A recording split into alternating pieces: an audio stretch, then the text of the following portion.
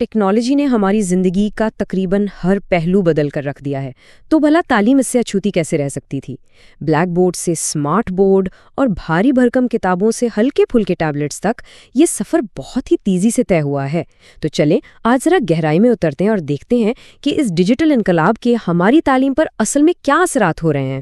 ذرا اس پر نظر ڈالیں۔ ایک طرف ماضی ہے جو شاید ہم سب کو اچھی طرح یاد ہے، اور دوسری طرف آج کی حقیقت۔ اور یہ فرق صرف چاک سے ٹچ سکرین کا نہیں ہے، نہیں، یہ اس سے کہیں بڑا ہے۔ یہ سیکھنے کے پورے تصور کی تبدیلی ہے۔ پہلے جہاں معلومات صرف استاد سے طالب علم تک ایک ہی سمت میں جاتی تھیں، وہیں اب معلومات ہر طرف سے ہر لمحہ دستیاب ہیں۔ اور یہی آج کا سب سے بڑا سوال ہے۔ جب ہماری دنیا روشنی کی رفتار سے بدل رہی ہے، تو کیا ہمارے تعلیمی نظام بھی اس رفتار کا ساتھ دے پا رہے ہیں؟ اس سوال کا جواب ہماری آنے والی نسلوں کا مستقبل طے کرے گا، اس لیے اسے سمجھنا واقعی بہت ضروری ہے۔ اچھا، اس دلچسپ بحث میں آگے بڑھنے سے پہلے یہ ضروری ہے کہ ہم کچھ بنیادی اصطلاحات کو سمجھ لیں تاکہ ہم سب ایک ہی پیج پر ہوں۔ یہ سمجھیں کہ یہ اس ڈیجیٹل دنیا کی زبان ہے جسے جاننا اس بحث کو بہت آسان بنا دے گا۔ تو سب سے پہلی چیز ہے ICT۔ اب یہ کیا ہے؟ آسان لفظوں میں اسے آپ اس پوری ڈیجیٹل عمارت کی بنیاد سمجھ لیں۔ یہ وہ ہارڈ ویئر، سافٹ ویئر اور وہ سارے نیٹ ورکس ہیں جو اس پورے سسٹم کو چلاتے ہیں۔ یہ وہ شاہراہیں ہیں جن پر علم کا سفر ہوتا ہے۔ پھر آتی ہے ای لرننگ۔ اب اگر ICT وہ شاہراہیں ہیں تو ای لرننگ سمجھیں کہ ان پر چلنے والی گاڑیاں ہیں۔ یہ وہ طریقہ ہے جس سے تعلیم کلاس روم کی چار دیواری کو توڑ کر کہیں بھی کسی بھی وقت کسی کو بھی حاصل ہو سکتی ہے۔ اور تیسری اہم چیز ہے ڈیجیٹل کلاس روم۔ اور ہاں، یہ ای لرننگ سے تھوڑا مختلف ہے۔ اس کا مقصد روایتی کلاس روم کو ختم کرنا نہیں ہے، بلکہ اس سے ٹیکنالوجی کی مدد سے مزید بہتر اور طاقتور بنانا ہے۔ یہاں ٹیکنالوجی استاد کی مددگار کے طور پر کام کرتی ہے، اس کے متبدل کے طور پر نہیں۔ ٹھیک ہے، تو اب جب ہم ان بنیادی باتوں کو سمجھ گئے ہیں تو چلیں اس کے سب سے دلچسپ حصے کی طرف چلتے ہیں، یعنی یہ ڈیجیٹل تبدیلی اپنے ساتھ کیا زبردست مواقع لے کر آئی ہے۔ آخر اس کا سب سے بڑا فائدہ کیا ہے؟ 300%۔ یہ صرف ایک نمبر نہیں ہے، یہ ایک پورے انقلاب کی کہانی ہے۔ ذرا سوچئے، صرف 2 دہائیوں کے اندر آن لائن کورسز میں داخلوں میں 300% کا اضافہ، یہ کوئی معمولی بات نہیں ہے۔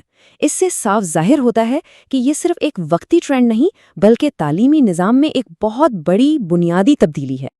اور اس تبدیلی کی وجہ سیدھی سی بات ہے، سیکھنے کی آزادی۔ اب علم شہروں یا ملکوں کی سرحدوں کا محتاج نہیں رہا۔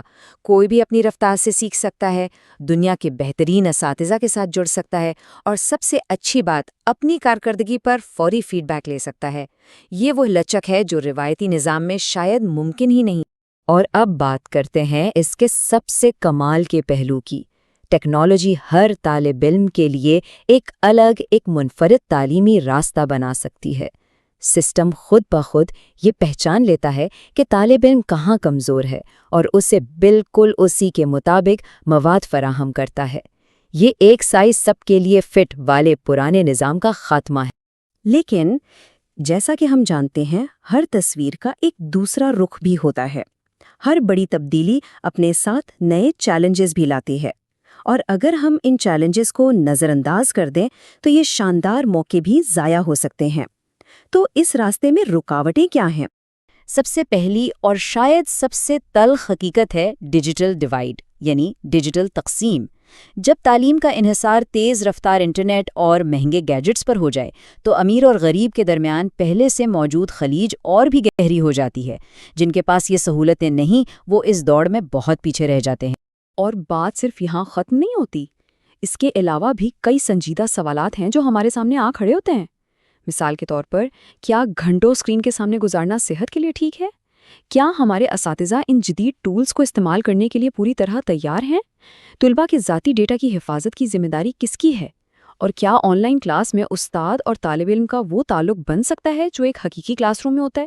تو خلاصہ کیا نکلا؟ ایک طرف ہے زبردست مواقع، ذاتی نوعیت کی تعلیم، عالمی رسائی اور بے پناہ وسائل، اور دوسری طرف ہیں اتنے ہی بڑے چیلنجز جیسے عدم مساوات، سماجی دوری اور تربیت کی کمی۔